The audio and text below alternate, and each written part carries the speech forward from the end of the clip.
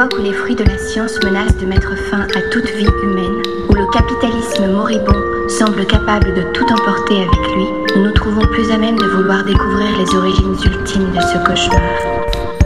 I think that's part of it too. I mean, if they really understood what was happening in Ireland, they would get themselves sorted out and stand on the right side here, because we identify very closely in our struggle for equality and our struggle against oppression. In fact, the whole inspiration of our civil rights movement 10 years ago came from the black movement of America. And it looks to us from where we stand at home that our people are being oppressed with the active assistance of our people. We find that very sad. But this is where, power comes into it. I mean, upper class men oppress both men and they oppress women. Every man oppresses women. I mean, they have the chance to oppress the women they marry, their daughters. Looking beyond that, then it would suggest that you would want a complete change in society. Definitely. Class change.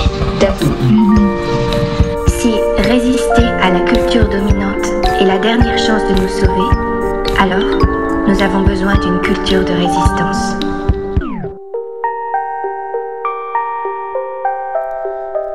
Les nouvelles technologies et les réseaux sociaux nous rendent-ils accros ? Oui. Nous rendent-ils tristes ? Probablement. Nous rendent-ils stupides ? C'est ce qu'on va voir.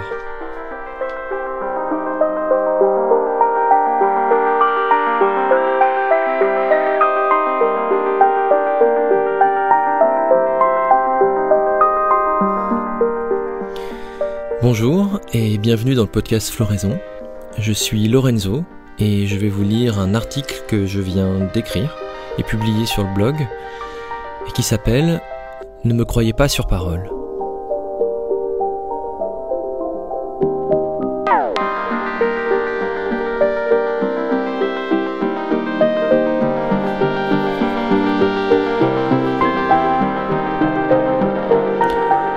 Dans le contexte global de la société du selfie et de l'ultra-connecté, les nouvelles techniques de l'information et de la communication changent nos vies, et la position des influenceurs et influenceuses questionne nos rapports politiques.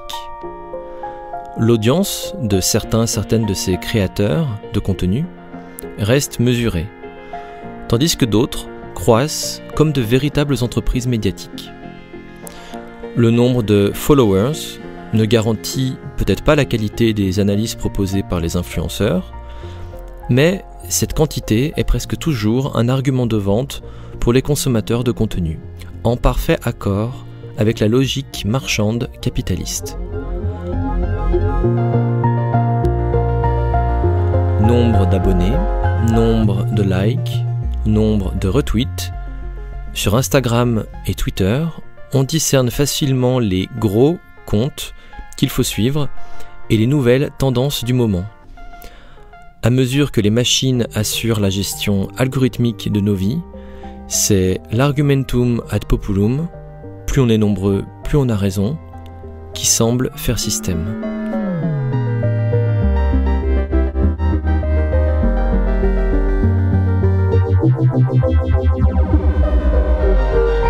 On est prêt! Les comptes militants, entre guillemets, galvanisent, rassurent, agacent, mais surtout, ils suscitent l'adhésion émotionnelle grâce aux liens de confiance établis avec un visage, un graphisme, une identité en particulier. Les partis politiques et les entreprises capitalistes l'ont bien compris et mettent à profit ce capital sympathie aux moyens de campagne. À ce point que même certains blogs de mode ont su évoluer avec l'air du temps en devenant éco-responsables, éthiques, voire conscious.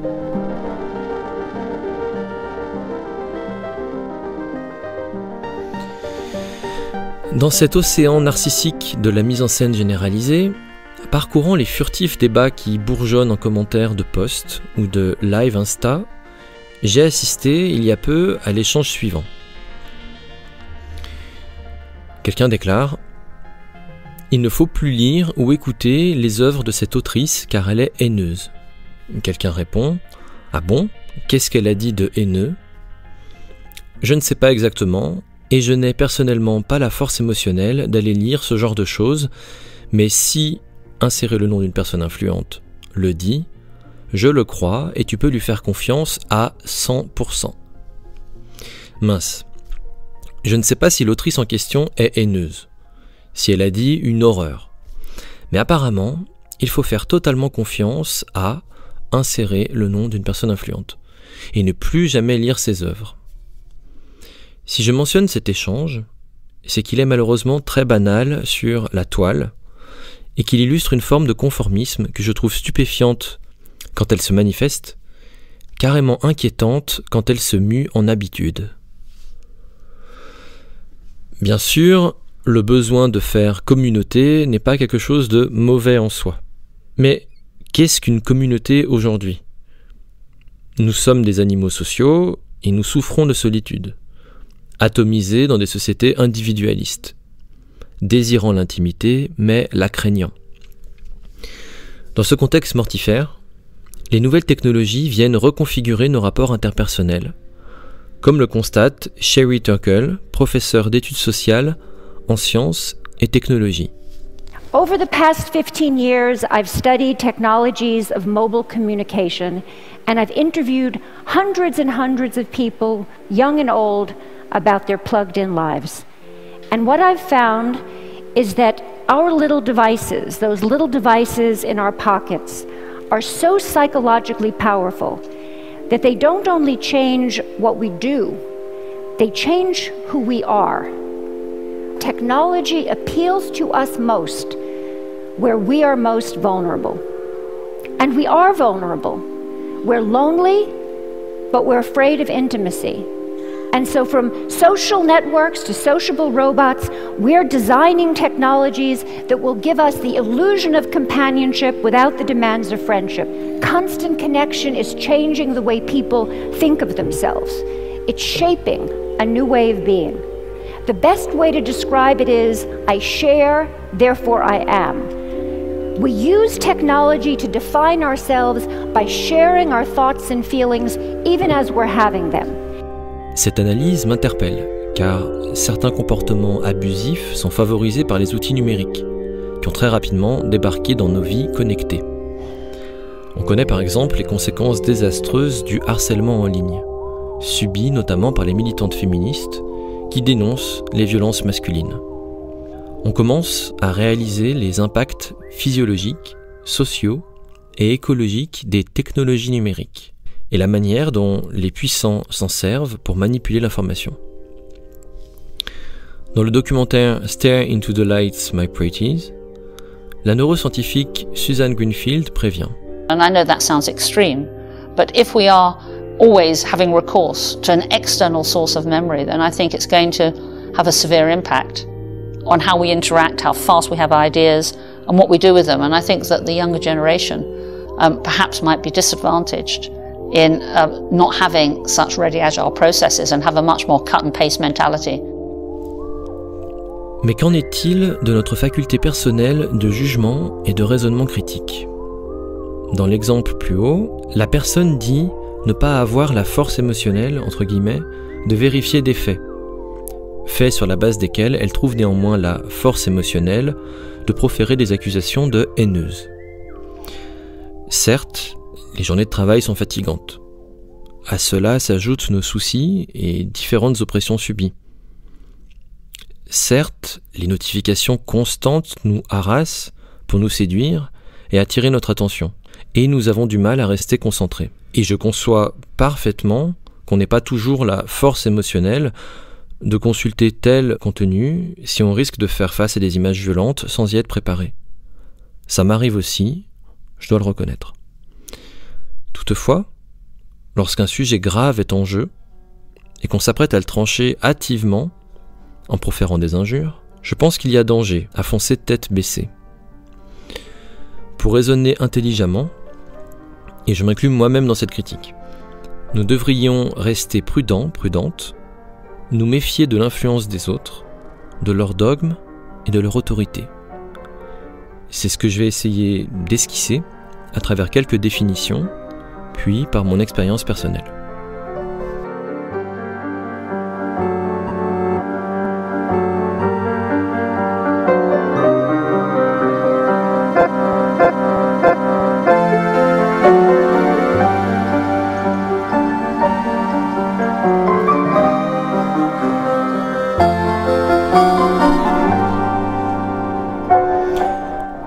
Le dogme.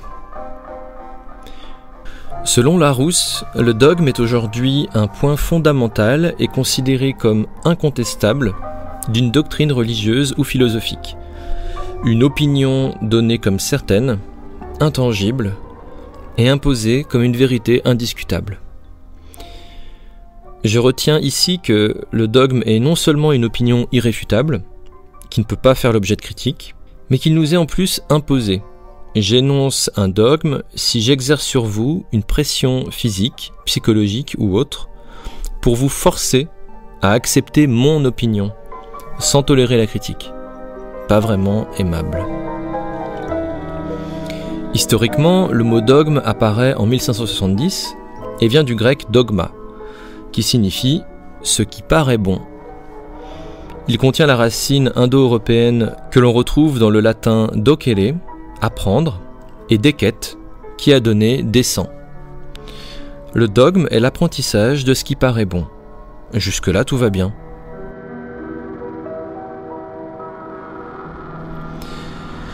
Mais à partir du XVIIe siècle, ça se gâte.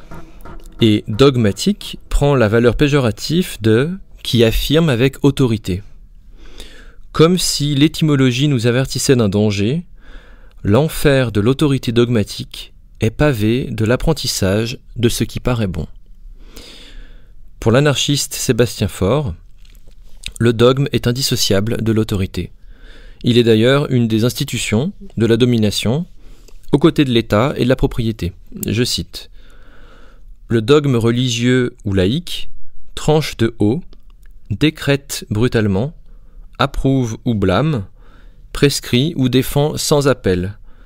Par exemple, Dieu le veut ou ne le veut pas, la patrie l'exige ou l'interdit, le droit l'ordonne ou le condamne, la morale et la justice le commandent ou le prohibent. » C'est pourquoi, si on suit son raisonnement, les anarchistes s'attellent à combattre les dogmes et les religions au même titre que les flics et les patrons.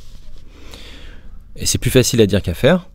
Nos cerveaux ont littéralement évolué en croyant les fausses nouvelles et en confirmant ce qu'on pense déjà. Des croyances, nous en avons tous et toutes. Par exemple, moi, je fais pipi sous la douche pour sauver la planète. Et on a vite fait de prendre nos croyances pour des certitudes. Mais à l'inverse d'une religion, qui pèse sur les consciences et tyrannise les volontés, l'anarchie n'a pour point de départ aucune révélation. Elle ne connaît pas l'affirmation dogmatique. Elle répudie l'apriorisme. Elle n'admet pas l'idée sans preuve. Dans la lutte contre toutes les formes de domination, ce n'est pas l'apprentissage que nous combattons, c'est l'autorité.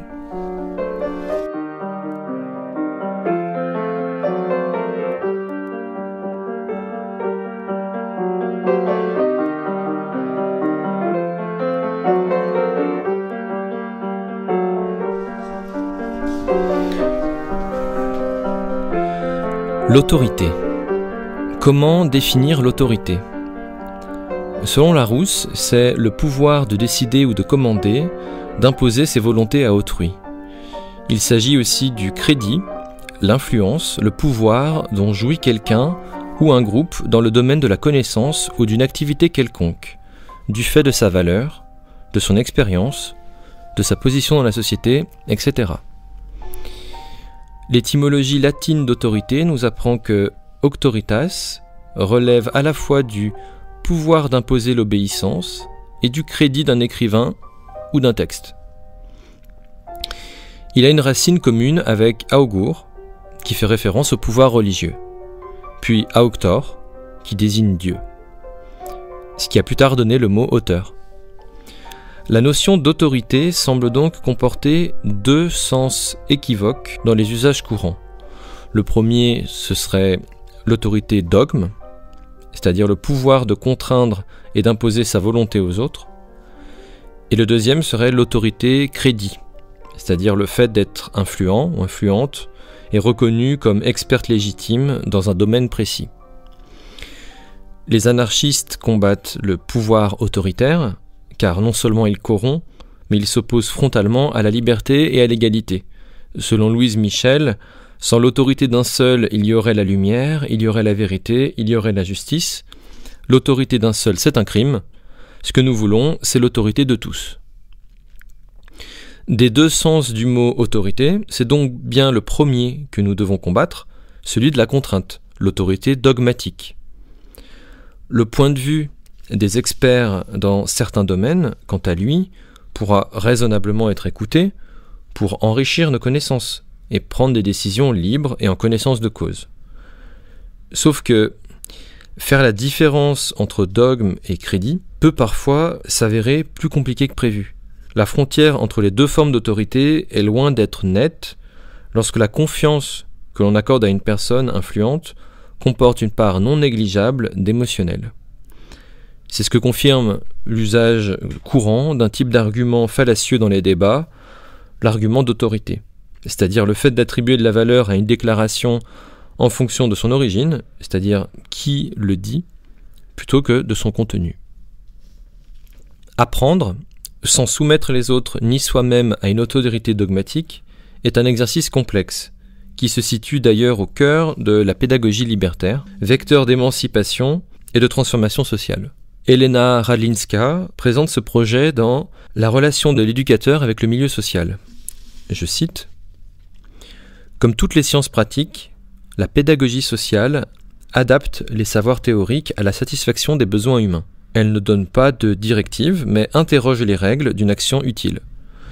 Aux militants appartient la mise en œuvre consciente de ces règles. Mais en plus de ces savoirs, l'expérience personnelle, la volonté et l'intuition restent indispensables.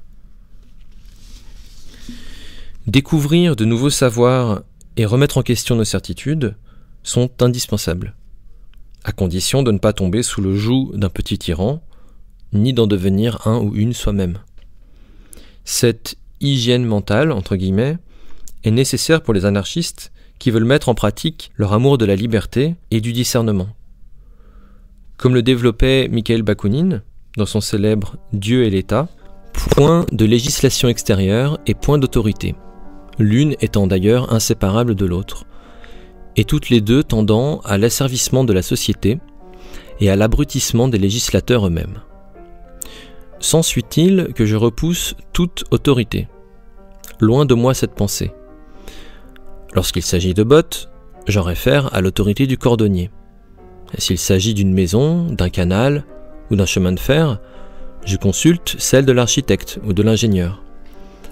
Pour telle science spéciale, je m'adresse à tel savant. Mais je ne m'en laisse imposer ni par le cordonnier, ni par l'architecte, ni par le savant. Je les écoute librement et avec tout le respect que mérite leur intelligence, leur caractère, leur savoir, en réservant toutefois mon droit incontestable de critique et de contrôle. Je ne me contente pas de consulter une seule autorité spécialiste, j'en consulte plusieurs, je compare leurs opinions, et je choisis celle qui me paraît la plus juste. Mais je ne reconnais point d'autorité infaillible, même dans les questions toutes spéciales. Par conséquent, quelque respect que je puisse avoir pour l'honnêteté et pour la sincérité de tel ou tel individu, je n'ai de foi absolue en personne. Une telle foi serait fatale à ma raison, à ma liberté et au succès même de mes entreprises. Elle me transformerait immédiatement en un esclave stupide et en un instrument de la volonté et des intérêts d'autrui. Si personne ne mérite qu'on le croie aveuglément, qu'on lui fasse confiance à 100%, alors il paraît imprudent de fonder nos raisonnements sur les opinions d'autrui. Mais alors, sur quoi les fonder? Sur quelle base solide se reposer pour construire nos réflexions, pour débattre, pour prendre des décisions? Sur ce qu'on appelle des faits.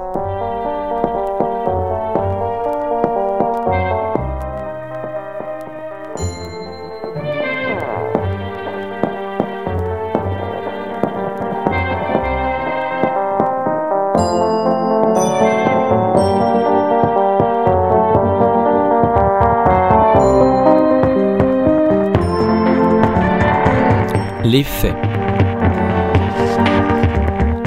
Qu'est-ce qu'un fait? C'est ce qui est reconnu comme certain, incontestable. Contrairement au dogme, le fait ne dépend pas de la contrainte pour être admis. Il n'en a pas besoin car c'est une chose, un événement qui se produit. Il peut être constaté par l'observation. Contrairement au dogme, le fait est réellement accompli. Il existe en dehors d'une quelconque autorité qui le proclame. Le fait n'est pas imaginé, il n'est pas une hypothèse, il est une donnée de l'expérience, de la mise à l'épreuve, de la vérification.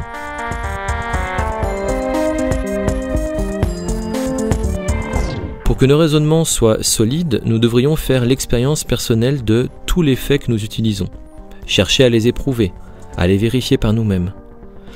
Mais 2 obstacles compliquent cette démarche, nous-mêmes et les autres. Premièrement, nous-mêmes, donc nos sens, notre intuition, notre mémoire, nous trahissent. Nos opinions, notre culture et nos désirs peuvent fausser notre expérience de 1000 façons différentes. Voici la conclusion de Christopher Chabris et Daniel Simmons dans leur passionnant ouvrage The Invisible Gorilla. Méfiez-vous de vos intuitions, surtout de celles sur le fonctionnement de votre propre esprit. Nos systèmes mentaux de cognition rapide sont excellents pour résoudre les problèmes pour lesquels ils ont évolué. Mais nos cultures, sociétés et technologies d'aujourd'hui sont bien plus complexes que celles de nos ancêtres.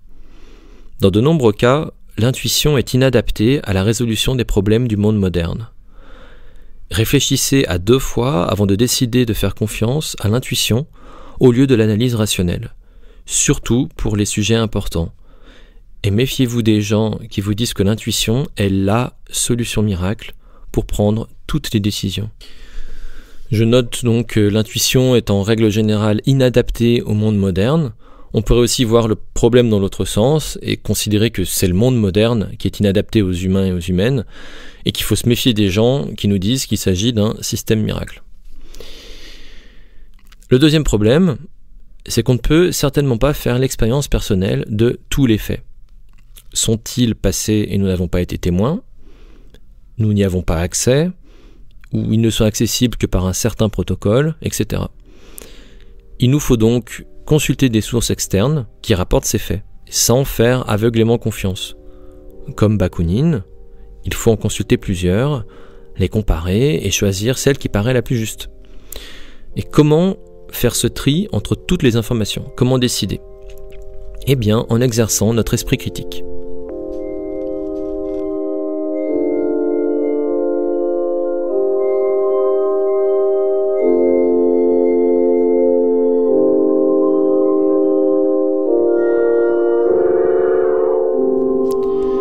L'esprit critique.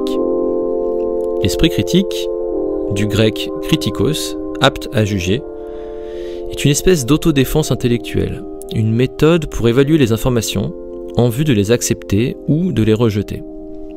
Développer et exercer l'esprit critique permet d'affiner notre vision du monde, de rester ouvert d'esprit, sans devenir esclave de l'autorité dogmatique d'un manipulateur, d'un charlatan, d'une personne confuse.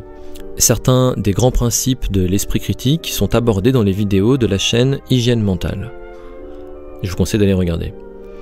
Alors, il s'agit globalement de comparer les indices, d'évaluer les preuves, de remonter à la source de l'information, d'éviter les hypothèses superflues, de construire des modèles et de tester ces modèles contre la réalité. La réalité, j'en parle considérablement depuis le début de cet article.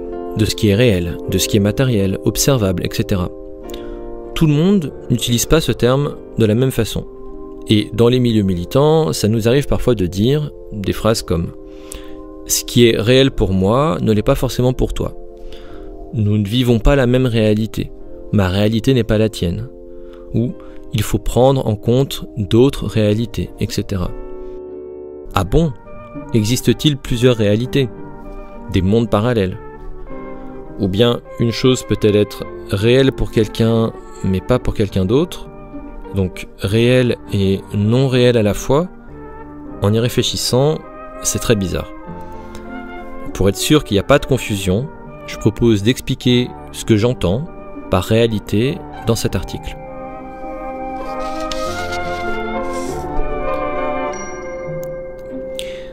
La réalité. Pour Larousse, ce qui est réel, c'est ce qui existe ou a existé effectivement. Mais c'est pas une définition suffisante. Car comme le fait remarquer Morpheus dans The Matrix, qu'est-ce que le réel ? Quelle est ta définition du réel ? Si tu veux parler de ce que tu peux toucher, de ce que tu peux goûter, de ce que tu peux voir et sentir, alors le réel n'est seulement qu'un signal électrique interprété par ton cerveau.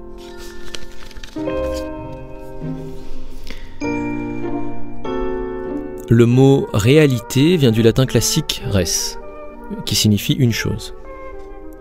Il s'applique aux choses sensibles par opposition à ce qui existe que dans l'esprit. La réalité désigne ce qui existe par soi-même. Tout le monde ne partage pas ce point de vue. Comme le critique Mario Bunge dans « Réalisme et antiréalisme dans les sciences sociales », par exemple pour les subjectivistes, tout ce qui existe n'a de réalité qu'en fonction d'un sujet pensant. Le monde n'existerait pas en soi, mais serait une idée, une création du sujet connaissant. Il y aurait même autant de réalité que d'observateurs. Si on fait le parallèle avec le film Matrix, le monde ne serait que la matrice et rien n'existerait en dehors du programme informatique. Ou encore, pour certains tenants du constructivisme social, tous les faits sociaux, et peut-être aussi tous les faits naturels, sont des constructions de, entre guillemets, collectifs de pensée. Ils et elles confondent la réalité avec nos représentations. Et les relativistes en concluent alors qu'il n'y a pas de vérité objective. Alors certes, la plupart des vérités connues sur le monde ne sont probablement que partielles. Notre observation de la réalité est biaisée par nos outils d'analyse. Nos représentations du monde influencent la façon dont on interagit avec lui. Mais il y a bien une réalité qui existe par elle-même, en dehors de nos représentations. Si je saute pieds joints dans un précipice, je suis presque sûr que je vais mourir. Et cette réalité est universelle, indépendamment de nos représentations. Si une chute dans un ravin m'était fatale, ce ne serait pas parce qu'un groupe de pensées quelque part me raconte que c'est dangereux, mais bien à cause d'une réalité physique que les théories de la gravitation tentent de décrire de façon satisfaisante. Et si je me persuade que la gravitation est une fable, qu'il n'y a pas de différence entre le réel et le rêve, et que je décide quand même de sauter pieds joints dans le précipice, c'est certainement une brillante idée pour me tuer, ou pire, passer pour un idiot. Mario Bunge propose une définition du réalisme. C'est l'idée que le monde extérieur existe indépendamment de notre expérience sensorielle, de nos idées et de notre volonté, et qu'il peut être connu. Selon lui, l'univers n'est constitué que de matière, et cette substance matérielle existe indépendamment de la représentation qu'on en fait. Cela permet de dissocier ce qui est objectif et ce qui est subjectif. Alors, objectif, le compte-rendu d'un fait est objectif si et seulement si il ne fait pas référence à l'observateur et est raisonnablement vrai. Par exemple, Emmanuel Macron est le président de la République française depuis 2017. Il s'agit d'une réalité indépendante de ma propre volonté. Ensuite, subjectif. Si les conditions ne sont pas remplies, ce compte-rendu est subjectif. Il décrit plutôt mes sentiments ou mes croyances. Par exemple, l'élection d'Emmanuel Macron me rend triste. Bien que cela soit vrai, ça reste une estimation subjective de la situation. Cette estimation subjective pourrait elle-même être analysée objectivement en recherchant par exemple « Est-ce que l'élection d'Emmanuel Macron rend les personnes tristes et pourquoi ?» Ça pourrait être intéressant. Une chose ne peut être réelle seulement pour certaines personnes, mais pas pour d'autres. Soit une chose est réelle, soit elle ne l'est pas. Il n'y a pas plusieurs réalités, il n'y en a qu'une. Nous la partageons, avec des points de vue parfois très différents. Ces points de vue sont souvent subjectifs, mais pour établir des faits basés sur la réalité et raisonner avec les pieds sur terre, nous devons observer la réalité et tendre vers le plus d'objectivité possible pour établir des faits. Pour prendre un exemple, une femme peut ainsi s'écrier « J'en ai marre de subir la violence masculine, il faut que ça s'arrête. » Et un homme de répondre « Tous les hommes sont pas mauvais. Par exemple, moi, je fais beaucoup d'efforts. » Les deux déclarations contiennent une part de subjectivité. Mais la violence masculine n'est pas réelle pour certaines et non réelle pour d'autres, la violence masculine existe. C'est un fait. En France, au sein des couples, 87,2% des victimes de morts violentes sont des femmes. On compte plus de 100 féminicides par an. En 2015, 99% des personnes condamnées pour viol et autres agressions sexuelles étaient des hommes. Il s'agit de faits observables, vérifiables, qui existent indépendamment de nos idées et de notre volonté. Et même si un homme refuse de l'admettre, notamment parce que cela va à l'encontre de ses propres intérêts, il ne crée pas soudainement une réalité parallèle où la violence masculine n'existe plus. Les faits sont têtus.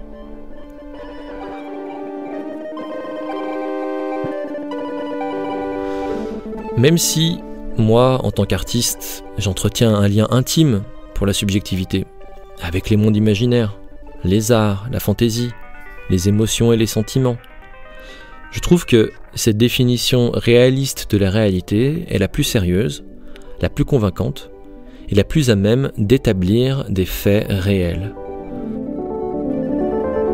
Pour changer le monde, il nous faut d'abord le comprendre. Ignorer une réalité qui nous gêne ne la fera pas disparaître. L'apartheid n'a pas pris fin en cessant d'y penser.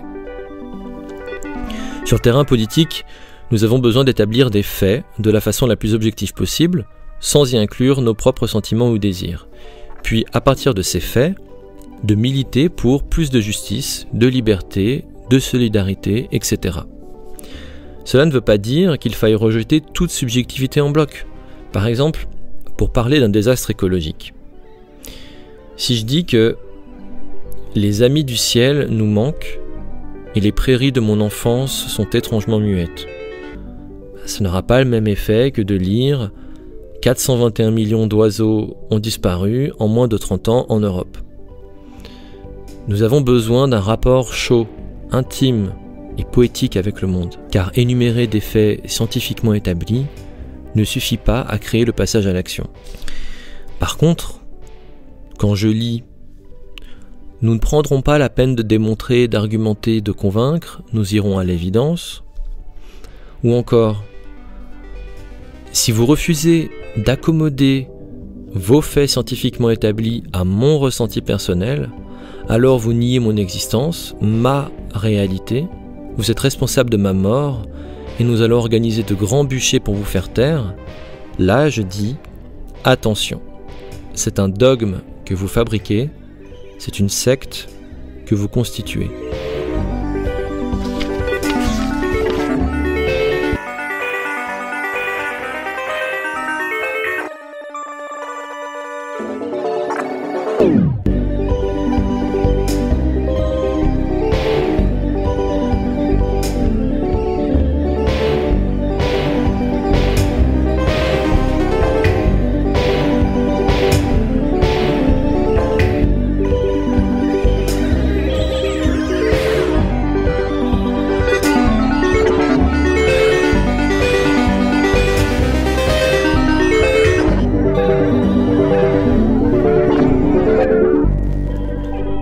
La secte.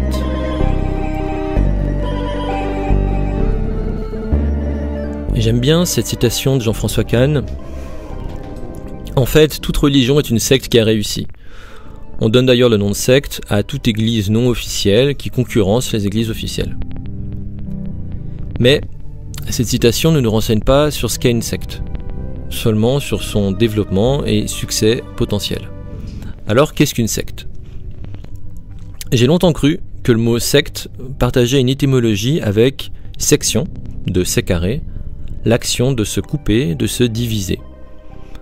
Ça fait sens car une secte n'existe qu'en développant des moyens efficaces de se couper, au moins partiellement, du reste du monde.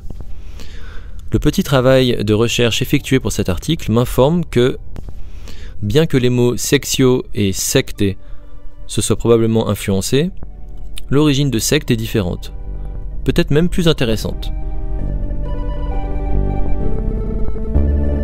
Secte nous vient du latin secta, manière de vivre, ligne de conduite politique et école philosophique puis religieuse. Ce mot dérive de sequi, qui signifie suivre, les membres d'une secte se suivent les uns les autres. Des mutual followers. Au XVe et XVIe siècle, la secte sert à désigner la dissidence en matière de religion. Des groupes constitués à l'écart d'une église pour soutenir des opinions théologiques particulières. Des réunions secrètes d'hérétiques, des protestants. À partir du XVIIe siècle, une secte est une école, un groupe de personnes qui professent la même doctrine. Mais depuis les années 1970-80, influencé par l'anglais « secte », le mot « secte » prend le sens actuel pour désigner des organisations fermées, organisées, exerçant une emprise psychologique forte sur leurs adeptes, pouvant les exploiter financièrement. On appelle ainsi sectaire une personne qui fait preuve d'intolérance et d'étroitesse d'esprit en politique, religion, philosophie. On pourrait donc définir une secte comme un groupe de personnes qui partagent des mêmes croyances, des personnes intolérantes et dogmatiques, car l'autorité y est très forte, des personnes qui se conforment à une manière de vivre particulière et en position minoritaire. Pour exister, une secte a besoin d'être dogmatique, car elle se base sur des croyances et pas seulement sur un ensemble de faits et de valeurs communes. La très forte identification des membres à la secte est une dynamique inévitable pour lui permettre d'exister du fait de sa position minoritaire, ce qui va renforcer l'intolérance, l'isolement, le conformisme des adeptes. Une autre conséquence est que la secte refuse souvent d'être qualifiée de secte. D'abord parce que c'est péjoratif, mais surtout parce que c'est dissuasif. Pour qu'un dogme existe, il ne faut pas qu'il dise qu'il en est un. Sinon, la vérité révélée, entre guillemets, cesse d'être un fait, et le roi est nu. Non seulement la secte a besoin d'utiliser la violence contre les membres et les non-membres, mais elle a aussi besoin d'utiliser la séduction et le mensonge pour que cette violence reste invisible. Quand elle ne pourra plus la cacher, acculer, elle la légitimera en faisant passer ses membres pour des martyrs.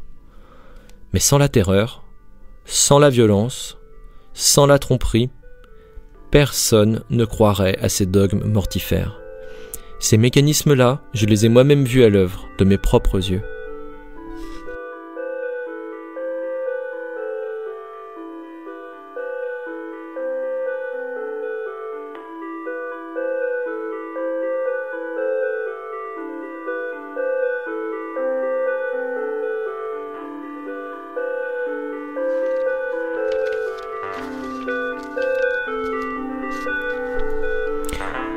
La secte et moi.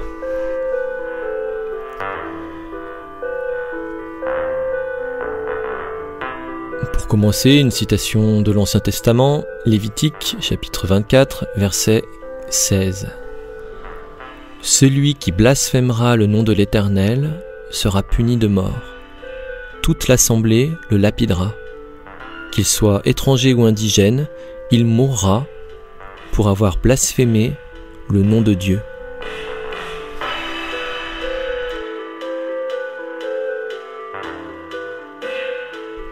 Alors voici un compte-rendu plutôt subjectif de mon expérience personnelle au sein d'une secte. À 17 ans, j'ai fui la secte où j'étais captif depuis mes 4 ans, l'organisation des témoins de Jéhovah. Cette évasion m'a coûté la majorité de mon cercle social, mais avec ma révolte est né mon athéisme et le refus de me soumettre à l'irrationnel et à l'injustice. L'instinct de liberté a surgi avec cette fracture dans ma vie. Je connais la pression sociale, la violence affective et le chantage moral communautaire pour me faire adhérer à des cultes. On a essayé de me manipuler, de m'endoctriner, au final ça n'a pas marché. Dorénavant, personne ne me forcera à croire, à obéir à des dogmes, à dire des choses auxquelles je ne crois pas, que 2 et 2 font 5, à vivre sous l'autorité d'un quelconque clergé, plutôt crever que de me soumettre. Le témoignage de Nicolas Jacquette, dans son livre autobiographique « Nicolas, 25 ans, rescapé des témoins de Jéhovah », nous permet de découvrir les rouages psychologiques dans lesquels se perdent les adeptes de la secte, enfants comme adultes.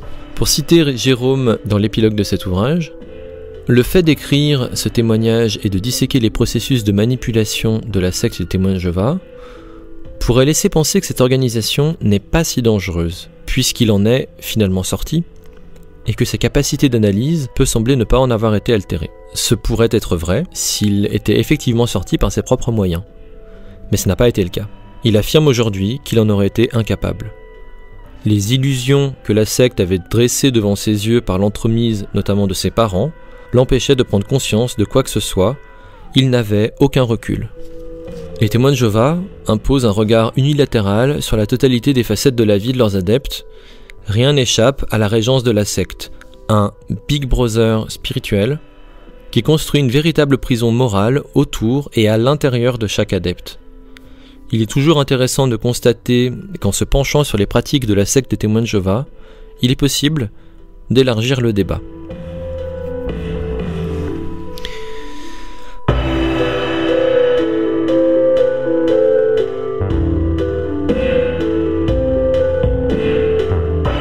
Le vocabulaire des témoins de Jéhovah est pittoresque. Il et elle appellent opposants toute personne qui tient des propos négatifs à leur encontre. Ces opposants font partie du monde, un mot pour désigner le monde en dehors de la secte. Ce monde est destiné à être détruit par Dieu à Armageddon, avant d'être remplacé par la vie éternelle dans le monde nouveau. Les membres baptisés, les frères et sœurs, prêchent la vérité, une bonne nouvelle qu'ils et elles sont les seuls à connaître, grâce notamment à la lecture quotidienne de livres et de revues comme Réveillez-vous. Être ou non dans la vérité est synonyme d'appartenir ou non à la secte. Pire encore que les opposants, les apostats, c'est-à-dire les adeptes qui se retournent contre la secte, prônent un enseignement différent ou critiquent l'enseignement ou les directives des membres dirigeants. Ces apostats constituent selon eux l'antichrist. Je peux le rajouter sur mon CV d'ailleurs, ça sonne bien. Et il est recommandé de les haïr et d'éprouver pour eux du dégoût.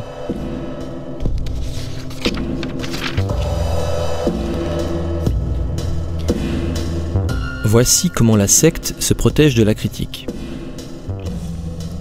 Le manichéisme. Luc chapitre 11 verset 23. Celui qui n'est pas avec moi est contre moi. Comme l'écrit Nicolas Jacquette, là, je dois me méfier de tout le monde. Les TJ, témoins de Jéhovah, sont en guerre froide avec le reste de l'humanité. De fait, je ne tisse aucun lien d'amitié à l'école, mais je tente de nouer des amitiés dans la congrégation, comme cela m'est imposé. L'adepte est conditionné à se méfier du monde des méchants, c'est comme ça qu'il les appelle, à s'y engager le moins possible. De toute façon, ils vont mourir prochainement. Deuxième façon, l'illusion du choix. Les comportements sont imposés par la contrainte, la terreur, la violence psychologique. Par exemple, Nicolas, privé de certaines activités normales pour les enfants de son âge, va déclarer « Comme tous les jeunes membres de la secte, je suis parfaitement préparé à accepter et à justifier ce qui m'est imposé comme étant un choix personnel. Même si je n'ai qu'une envie, c'est de faire comme mes camarades. » Ensuite, ostracisation et répression sociale. Quand un ou une adepte émet trop de critiques ou s'éloigne un petit peu du groupe, cette personne va être considérée comme refroidie, c'est le terme. Elle est récupérable, on a le droit de lui parler, à condition de faire attention et de garder ses distances. Des anciens de la secte, c'est-à-dire des membres avec de l'autorité, des responsabilités, toujours des hommes évidemment, des anciens vont lui rendre visite pour lui rappeler le message de la vérité et remettre la personne dans le droit chemin. Puis, bannissement. Citation de Nombre, chapitre 15, verset 31. « Il a méprisé la parole de l'Éternel et il a violé son commandement. Celui-là sera retranché, il portera la peine de son iniquité. » Si la personne s'obstine et ne se conforme pas suffisamment aux dogmes et exigences du mode de vie de la secte, elle est condamnée, puis exclue. On dit qu'elle quitte la vérité. Et elle devient alors totalement infréquentable. les membres, doivent cesser tout contact avec elle, même s'il s'agit d'un parent, sous peine d'être exclus à leur tour. Après avoir rompu les liens intimes avec le monde pendant des années, après avoir fait de sa famille spirituelle son unique cercle relationnel acceptable, la personne exclue se retrouve du jour au lendemain abandonnée et sans repère. La violence psychologique est astronomique, voilà pourquoi on parle de rescapé. Autre mécanisme, le déni, le repli identitaire. Dans les derniers temps, quelques-uns abandonneront la foi pour s'attacher à des esprits séducteurs et à des doctrines de démons. Première lettre Timothée, chapitre 4, verset 1. On se méfie tellement des apostats qu'on évite tout contact avec la critique. On ne l'écoute pas, on ne la lit pas, car on sait que ça fait de la peine à Dieu et qu'on risque de s'y perdre. Chaque jour, plusieurs fois par jour, on relit les mêmes prêches, on répète les mêmes mantras, on récite les mêmes prières, et on évite systématiquement toute œuvre susceptible d'être haineuse, méchante, démoniaque. Elle pourrait faire naître de mauvaises idées. Pour illustrer à quel point les adeptes ont des œillères qui les empêchent de réfléchir par eux-mêmes, voici un extrait du témoignage de Nicolas. Une semaine plus tard, je téléphone à mon père, ne l'ayant pas eu depuis longtemps au téléphone, et pour cause, il a entendu parler de mon intervention devant la commission. On a été très blessé par tes propos. Tu as vu mon intervention ? Non, on m'en a parlé. Comme d'habitude, il croit ce qu'on lui dit sans jamais vérifier, tant que cela va dans le sens de la secte. Je suis tellement triste d'un tel déni et de toute réflexion, de toute sincérité dans la démarche. Et ta mère a trouvé des choses dans les affaires à mamie. Quelles choses ? Des lettres et quelque chose qui ressemble à un projet de livre. Ah ? Et tu l'as lu ? Non, j'ai lu que la première page. Le reste, ce ne sont que des mensonges. Mais comment tu peux affirmer ça sans l'avoir lu ? Le début que j'ai parcouru m'a suffi à m'en persuader. Tu aurais mieux fait de le lire, ça t'aurait appris des choses. Combien de personnes l'ont lu ? Mais ça te regarde pas. C'est ma vie que j'ai écrit dans ces pages. Et si la vérité te fait peur, c'est que tu n'es probablement pas dedans. L'échange de Nicolas avec son père me rappelle tristement les échanges de commentaires mentionnés en introduction de cet article. Après de nombreuses années passées au sein d'une telle secte, je frissonne d'angoisse quand je retrouve certains mécanismes psychologiques et sociaux à l'œuvre dans d'autres situations, notamment chez les militants politiques. J'en appelle à la plus grande prudence. Nous avons enregistré un podcast avec Nicolas Jacquette et je vous conseille sincèrement de lire son livre si vous en avez l'occasion.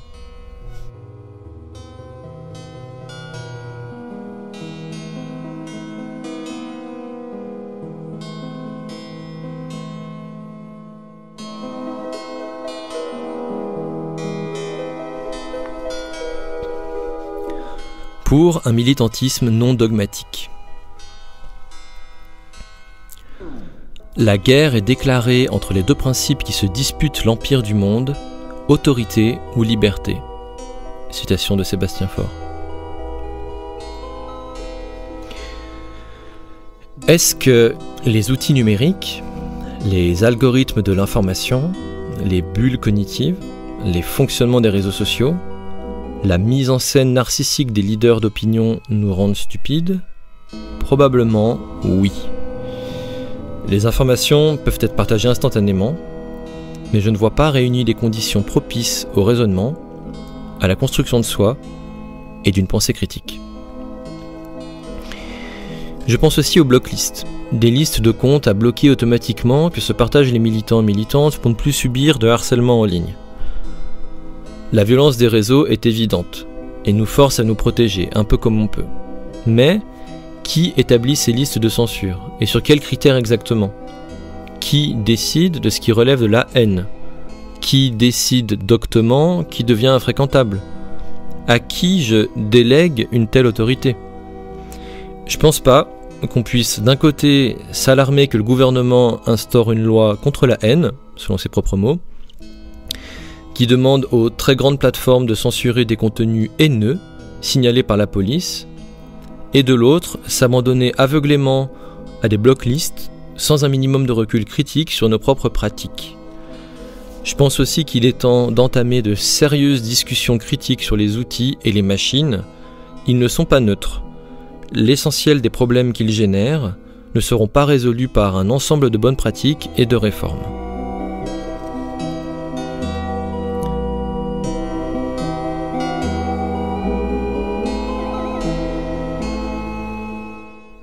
Pour partager et vulgariser des connaissances, point de lien de dépendance entre moi et l'auditoire. Et si l'auditoire, parfois appelé communauté de followers, les mots sont importants, a constamment besoin de solliciter mon point de vue, mon autorité, de lire et relire chaque jour les préceptes de mon compte influenceur et de craindre de lire autre chose, c'est certainement que je participe à la construction d'un dogme sectaire plus que d'une véritable prise de conscience. Méfions-nous de nos comportements et de nos outils quand ils génèrent manichéisme et déni violent. L'auditoire ne devrait pas avoir peur d'aller se confronter à la réalité.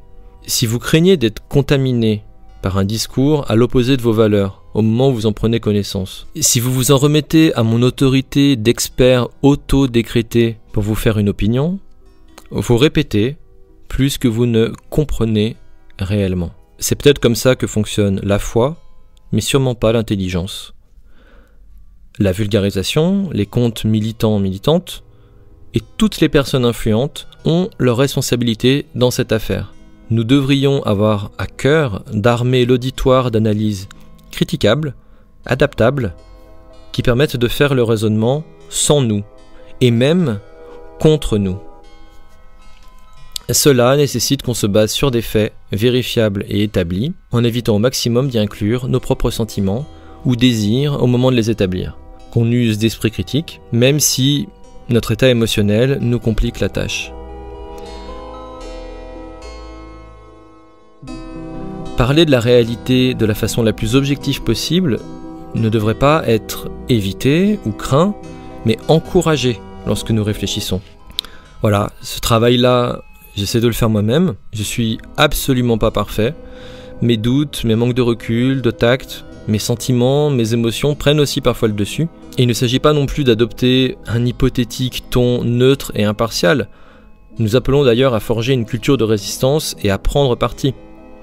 Mais la défense d'une cause, aussi louable soit-elle, ne devrait jamais faire l'économie de ses prérequis.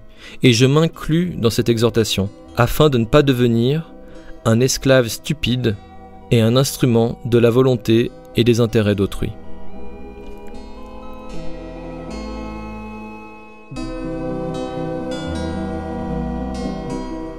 J'ai passé 13 ans de ma vie dans les limbes d'une secte.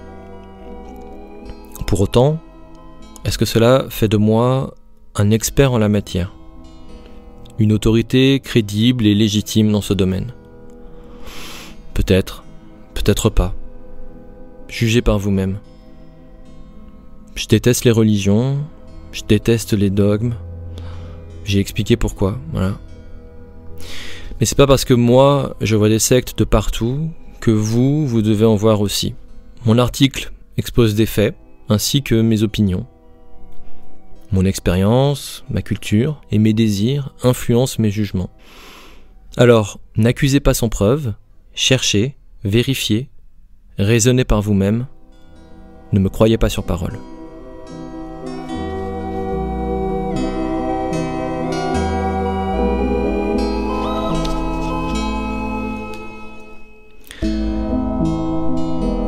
Voilà, merci d'avoir écouté ce podcast, j'espère qu'il vous a plu. L'article est en ligne, une vidéo aussi. Partagez-le si vous pensez que c'est intéressant. Merci encore. Ni Dieu, ni Maître, ni Marie, vive la liberté et vive l'anarchie.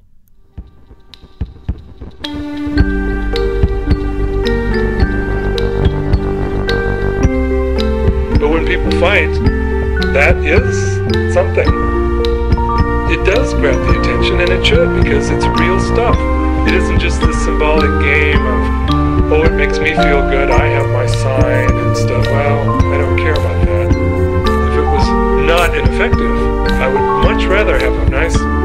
polite, peaceful. Nobody is put in danger. Nobody gets hurt.